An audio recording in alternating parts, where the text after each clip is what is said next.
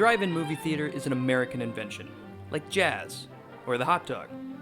Since the first drive-in opened in Camden, New Jersey in 1933, it's had a special place in our culture.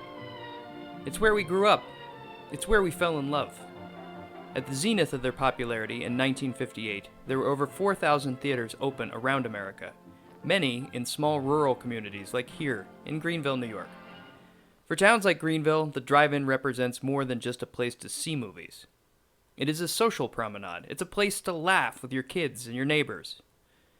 Originally built by Peter Corellis in 1959, the Greenville Drive-In swam against the tide of drive-in closings over the years, being saved from development the first time in the late 1980s by a group calling themselves the Greenville 11, led by Mark Wilcox.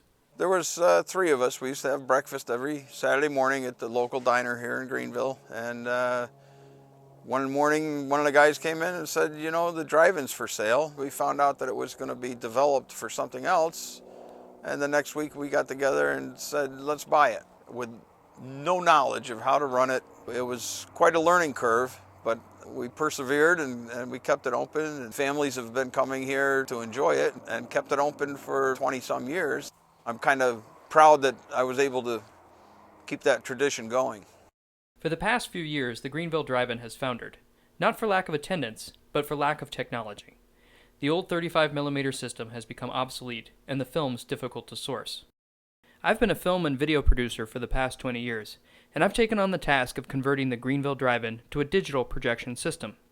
I'm Dwight Grimm, and I'm the new operator of the Greenville Drive-In. Very excited about reopening the Greenville Drive-In. It's sort of the culmination of both my personal history and family history. My family has been in the area for 8 generations now. We came over in 1713 and settled just up the way in Schoharie Valley. An interesting historic note, the town of Schoharie was the site of the very first open-air cinema in the United States. Camden had the first drive-in in 1933, but my relatives in Schoharie were watching outdoor movies 16 years earlier in 1917, starting a weekly summer tradition that ran until World War II. We're very excited about the digital conversion that's happening here at the Greenville Drive-In.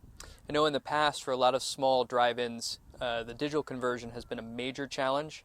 It's a financial challenge, it's an infrastructure challenge, but we're making it here, and I'm excited about it because of all the other opportunities that we get with the digital projection.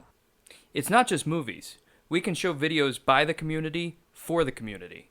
We can stream events. We can even play video games. The options are as big as the screen itself.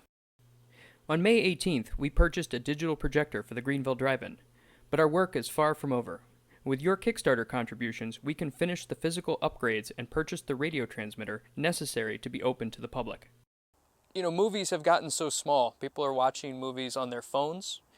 People are watching movies in the backs of car seats. But who has an 80-foot screen? We have an 80-foot screen. You can't watch a movie under the stars anywhere else but at a drive-in. To me, it's an art that needs to be saved. It's an art that needs to be appreciated. And you know, I've been working in artistic fields for my entire career, and there's not a greater canvas for me than the Greenville Drive-In.